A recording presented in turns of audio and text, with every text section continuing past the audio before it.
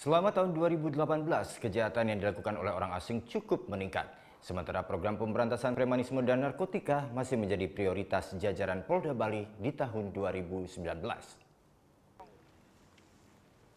Sepanjang tahun 2018, kasus kriminal yang dilakukan orang asing di Bali cukup meningkat. Ada sekitar 60 kasus yang melibatkan warga negara asing, seperti kasus pencurian, penipuan, penggelapan, hingga pemerkosaan. Dari 60 kasus tersebut, jajaran Polda Bali berhasil menangkap 75 warga negara asing. Kasus terbanyak adalah penipuan dan penganiayaan. Kasus yang terbesar adalah penangkapan sekitar 55 warga negara Tiongkok yang merupakan sindikat penipuan online. Sementara pada tahun 2019, pemberantasan premanisme masih menjadi program kerja jajaran Polda Bali. Program kita 2019 juga yang saya canangkan adalah bagaimana menggelorakan semangat persatuan dan kesatuan, termasuk menyasar juga program seperti ini.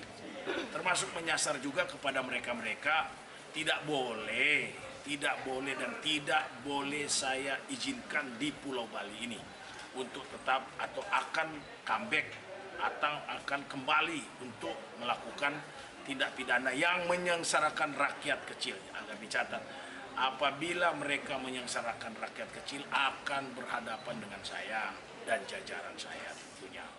Selain itu, perang terhadap narkoba juga masih menjadi program kerja jajaran Polda Bali. Surya Sanjaya melaporkan untuk NET. Oh yang beneran? Iya, oke. Tapi gue pernah. Nah, udah kan untuk beritanya? Jangan lupa di subscribe, di like, dan juga di komen ya akun YouTube dari Net Bali. Terima kasih udah subscribe. Yang belum, jangan sampai lupa. Di sebelah sini nih. Mantap,